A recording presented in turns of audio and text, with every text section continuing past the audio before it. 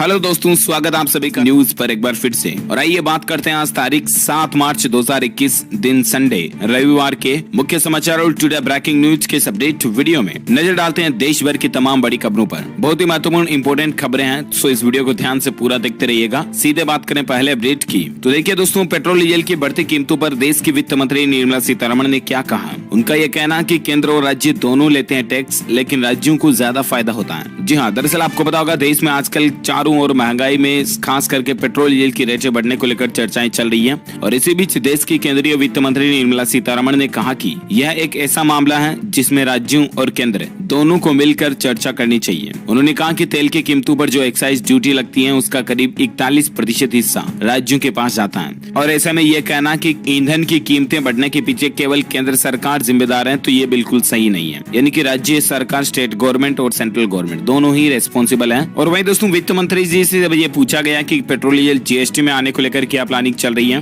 तो इस पर उनका कहना कि अभी तक इसको लेकर सरकार ने किसी तरह का काम शुरू नहीं किया और इस बारे में फैसला जीएसटी परिषद को ही लेना है। देखते हैं आगे और पेट्रोल डीजल की रेटों को लेकर सरकार क्या कोई फैसला लेती है तो मैं आपको बता दूंगा। फिलहाल देखिए आप अगली खबर, किसान भाई लोगों के लिए बड़ी राहत की बात है। गेहूं की पैदावार बढ़ाने पर सरकार का जोर। देखिए, खाद्य मंत्रालय ने करीब 10% अधिक गेहूं खरीदने का लक्ष्य इस बार तय किया। जी हाँ, रबी के सीजन में अच्छे मौसम और रोगों का प्रकोप न होने तथा गेहूं बुआई का रकबा बढ़ जाने की वजह से उत्पादकता के साथ कुल उत्पादन रिकॉर्ड स्तर पर रहने का अनुमान लगाया गया है। और इसी बीच कृषि वैज्ञानिकों का यह दावा है कि गेहूं की पैदावार घोषित अनुमान के मुकाबले ज्यादा होगी। चालू सीजन में 10.92 करोड़ टन के साथ गेहूं के रिकॉर्ड उत्पादन का अनुमान है।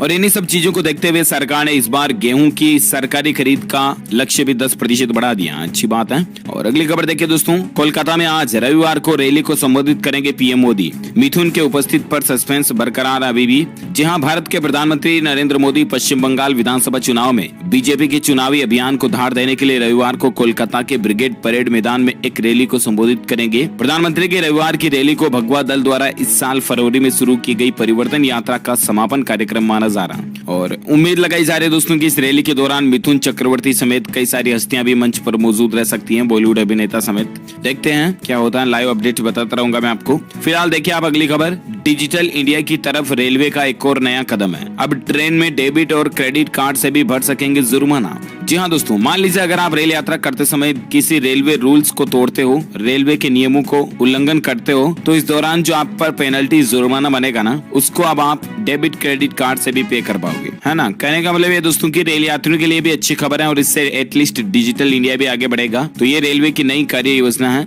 और अगली खबर देखिए आप, सरकारी कर्मचारियों के लिए यानी गवर्नमेंट एम्प्लॉइज के लिए भी खुशखबरी है, गुड न्यूज है। हेल्थ स्कीम में देश के बाहर भी अब उनको एक बड़ा फायदा मिलेगा। जहाँ देश में काम करने वाले सभी केंद्रीय कर्मचारियों के लिए एक अच्छी खबर है, अब इन्हें और इनके परिवार को देश के बाहर भी एक बड़ा फायदा मिलेगा। दरअसल सरकारी कर्मचारियों को हेल्थ स्कीम के तहत विदेशों में भी इलाज करने की सुविधा मिलेगी। इसको लेकर स्वास्थ्य एवं परिवार कल्याण विभाग की ओर से एक स्पष्टीकरण दिया गया है। दरअसल हाल ही में डिपार्टमेंट की तरफ से किसी से ये सवाल पूछा गया था, तो गवर्नमेंट का ये कहना है कि विदेशों में भी अगर कोई सरकारी कर्मचारी एम्प्लॉइज इलाज करवाता है ना, तो भी आपको उसका बेनिफिट मिलेगा उस योजना का, जो कि आप भारत में लेते हो ना, वही अब आपको फॉरेन में भी मिलेगा। ये गवर्नमेंट की अच्छी पहल है। और अगली खबर देखिए दोस्तों, वुमेन्स डे 2021 कब है आपको पता होगा। 8 मार्च 2021 को विश्व महिला दिवस के रूप में मनाएंगे हम सभी। और इस दिन महिलाएं संभालेंगी इन ट्रेनों के संचालन का जिम्मा। भारतीय रेलवे ने इस बार महिला दिवस के मौके पर एक बड़ी पहल शुरू की है। दरअसल इस बार के अंतर्राष्ट्रीय महिला दिवस को खास बनाने के लिए भारतीय रेलवे ने एक विशेष पहल की है।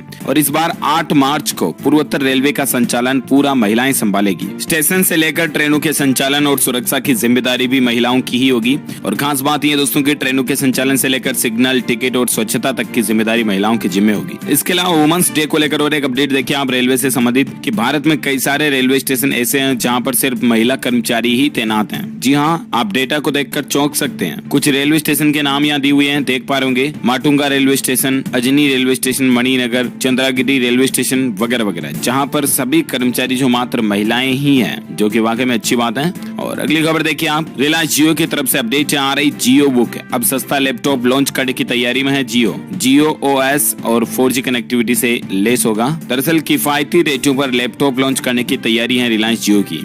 जी हाँ, जियो का लैपटॉप जो है वो रैम स्टोरेज के हिसाब से 2 मॉडल में लॉन्च हो सकता है। इसमें प्री लोडेड जियो एप्स और स्नैपड्रैगन 665 प्रोसेसर भी मिल सकता है। मीडिया रिपोर्ट्स के मुताबिक दोस्तों सितंबर 2020 से इस पर काम जारी है, तो उम्मीद है कि हमको 2021 में जियो का ये नया प्रोडक्ट लैपटॉप वगैरह देखने को मिले। देखते हैं कब इसकी लॉन्चिंग होती है, मैं आपको अपडेट बता दूंगा DLS न्यूज के माध्यम से। फिलहाल अगली खबर देखिए दोस्तों, मौसम विभाग की तरफ से चेतावनी आ रही है। वेदर अपडेट है, रविवार को देश के इन हिस्सों में गरज के साथ बारिश और ओलावृष्टि भी देखने को मिल सकती है। IMD यानी कि भारतीय मौसम विज्ञान विभाग का ताजा अपडेट आ रहा है। जी हाँ दोस्तों, मौसम विभाग का यह कहना है कि दिल्ली, पंजाब, चंडीगढ़ सहित उत्तर प्रदेश में भी बारिश का अलर्ट है। फिर मौसम बदलेगा और ऐसे में दिल्ली, NCR समेत कई राज्यों में बारिश की चेतावनी जारी की गई है। संपूर्ण भारत का आज 7 मार्च 2021 का मौसम पूर्वानुमान आखिर क्या कहता है, तो देखिए आप अगले 24 से 48 घंटों के दौरान गिलगित बाल्टिस्तान, मुजफ्फराबाद और हिमाचल प्रदेश के कई हिस्सों में हल्की से मध्यम बारिश और गरज के साथ बौछारें पड़ने का अनुमान है। अच्छा, वहीं इसके अलावा पूर्वोत्तर भारत के राज्यों में बारिश की गतिविधियां तेज हो सकती हैं, जैसे कि असम, मेघालय, सिक्किम, अरुणाचल प्रदेश, नागालैंड, मणिपुर। यहाँ पर भी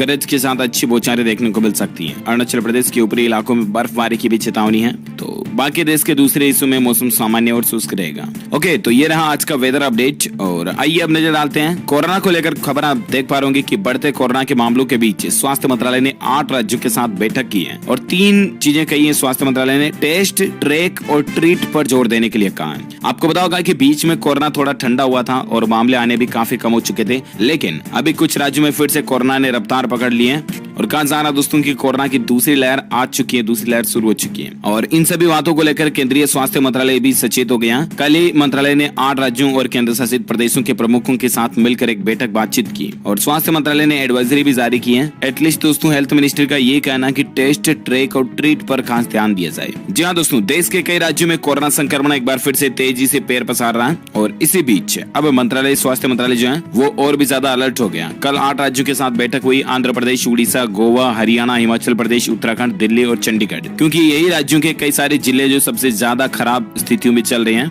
यहाँ पर टीकाकरण को और ज्यादा बढ़ाने के लिए सरकार ने कहा है। इसके अलावा कोरोना की टेस्टिंग भी बढ़ाई जाए तो जरूर कुछ सुधार हमें देखने को मिलेंगे, उम्मीद है, क्योंकि देश में दिल्ली समेत 9 राज्य ऐसे जहाँ पर कोरोना के केस फिर से बढ़ने लगे, है ना। अच्छा, इसके अलावा देखिए खबर दोस्तों, रिलायंस कंपनी की तरफ से भी एक बड़ा ऐलान किया गया कि रिलायंस जो है वो अपने कर्मचारियों और यहाँ तक कि उनके परिवार वालों को भी कोरोना वैक्सीन मुफ्त में लगवाएगी। यानी कि कोरोना की वैक्सीन लगाने का जो उनके लिए या उनके परिवार वालों के लिए जो खर्चा आएगा ना, वो रिलायंस कंपनी खुद देगी रिलायंस के एम्प्लॉइज के लिए। तो ये वाकई में कंपनी की अच्छी पहल है। रिलायंस इंडस्ट्रीज में तकरीबन 2 लाख के लगभग लोग काम करते हैं, उनके लिए कंपनी खर्चा उठाएगी, है ना। इसके अलावा रिलायंस ही नहीं बल्कि दोस्तों कल ही मैंने आपको बताया था कई सारी कंपनीज ने ऐलान किया है कि वो अपने कर्मचारियों का खर्चा उठाएगी। और इसी बीच अब देखिए TVS मोटर्स ने भी ऐलान कर दिया कि अपने जितने भी कर्मचारी हैं उनको फ्री में कोरोना वैक्सीन लगाएगी। इसके अलावा SBI ने भी ऐलान किया था कल परसों, और भी कुछ कंपनीज हैं। कुल मिलाकर के काफी कंपनीज अब एक एक करके इस पहल में जुड़ रही हैं। अच्छी बात है। भारत में कोरोना के आंकड़ों की बात करें तो देखिए पिछले 24 घंटों के दौरान 18,000 के लगभग नए मामले देखे गए और उसके बाद अभी कुल संक्रमितों की संख्या 1,12,10,000 से भी ज्यादा हो चुकी है, जिसमें से एक्टिव केस जो हैं वो चल रहे हैं 1,81,000। वहीं दोस्तों भारत में कोरोना के कारण मरने वालों की कुल संख्या का आंकड़ा 1,57,700 से भी ज्यादा पहुंच चुका। तो ये तो रहा भारत में ताजा कोविड डेटा, राइट। आइए नजर डालते हैं देश से जुड़ी कुछ और बड़ी खबरों में। अपडेट देखिए दोस्तों, किसान आंदोलन को लेकर सबसे बड़ी खबर है। किसान आंदोलन को 100 दिन पूरे हो चुके हैं और इसी बीच किसानों ने हरियाणा में KMP एक्सप्रेसवे को कल भी जाम कर दिया था। जी हाँ, केंद्र के 3 नए कृषि कानूनों को लेकर जो प्रदर्शन कर रहे हैं किसान भाई लोग, उनके आंदोलन को 100 दिन पूरे हो चुके हैं और 100 दिन पूरे होने पर शनिवार को हरियाणा में 6 लेन वाले कुंडली, मानसेर, पलवल एक्सप्रेसवे को कुछ स्थानों पर बाधित किया। यह प्रदर्शन सुबह 11 बजे शुरू हुआ जो शाम को लगभग 4 बजे तक रहा था। वहीं किसान आंदोलन पर दोस्तों राकेश टिकैत का ये कहना है, 100 दिन पूरे होने पर राकेश टिकैत ने बड़ी हुंकार और कहा कि आखिरी सांस तक लड़ेंगे। ये देख सकते हैं आप, राकेश टिकैत ने ऑफिशियली ट्वीट भी किया कल ही कि किसान संघर्ष के 100 दिन पूरे, समाधान तक, आखिरी सांस तक संघर्ष करेंगे और लड़ेंगे और जीतेंगे। इसके अलावा दोस्तों उन्होंने लिखा कि समस्त किसान भाइयों को हृदय से आभार, जिन्होंने अपने परिवार से ज्यादा राष्ट्र को सर्वोपरि माना और किसान को बचाने के लिए पूर्ण सहयोग दिया। तो वगैरह वगैरह चर्चाएं और बातचीतें चल रही है किसान आंदोलन पर। और इसके अलावा और एक खबर आप देख सकते हैं कि टाइम मैगजीन ने भी अपने कवर पर फार्मर्स प्रोटेस्ट में शामिल महिलाओं को जगह दी और एक बात भी लिखी है। देखिए जरा भारत में कृषि कानूनों के खिलाफ किसान आंदोलन में शामिल होने वाली प्रमुख महिलाओं को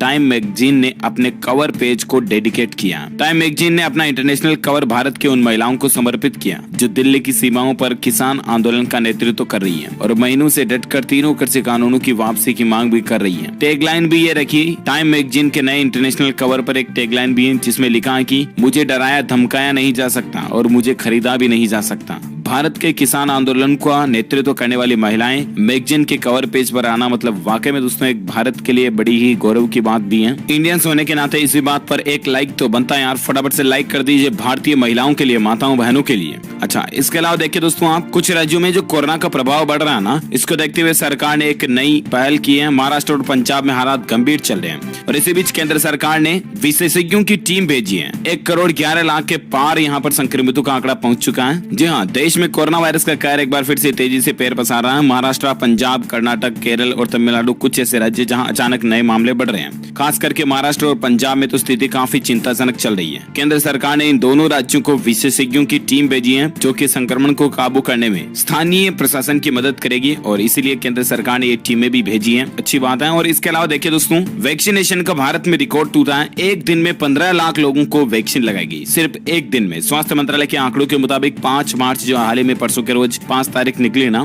उस दिन 15 लाख लोगों को कोविड-19 का टीका दिया गया, जो कि वाकई में एक रिकॉर्ड तोड़ आंकड़ा है। एक दिन में सबसे ज्यादा संख्या में लगाए जाने वाली वैक्सीनेशन है ये। ओके, और अब चलिए नजर डालते हैं देश से जुड़ी कुछ और बड़ी खबरों में। फटाफट से अपन अपडेट जान लेते हैं। खबर देखिए आप, HDFC और साउथ बे का एक शानदार ऑफर है। 21 मार्च तक दिल्ली NCR में अगर आप घर वगैरह खरीदते हैं तो आपको सस्ता मिलेगा, कुछ और बेनिफिट्स भी मिलेंगे। जी हाँ, अगर आप दिल्ली NCR में लग्जरी घर खरीदने की सोच रहे हैं ना, तो आपके लिए अच्छी खबर है। रियल्टी सेक्टर तेजी से रिकवर हो रहा है और भारत के हाउसिंग मार्केट में ग्रीन शूट में रिकवरी भी देखी जा रही है। इस भारी बढ़ोतरी को देखते हुए इस समय SBI, HDFC, ICICI वगैरह सभी बैंकों ने होम लोन वगैरह भी सस्ता किया था, आपको पता होगा। और अब इसी बीच इंडिया सोथबी इंटरनेशनल रियलिटी ने HDFC लिमिटेड के साथ मिलकर दिल्ली और NCR के हाउसिंग मार्केट के लिए लग्जरी होम फेयर की शुरुआत की है। ये लग्जरी होम फेयर 6 मार्च से शुरू होकर 21 मार्च तक ऑनलाइन चलेगा और ऐसे में आप भी चाहें तो दिल्ली में अपना बढ़िया सा लग्जरी हाउस खरीद सकते हैं। ओके, अगली खबर देखिए, भारत में हर इंसान हर साल लगभग 50 किलो खाना बर्बाद करता है, खराब करता है।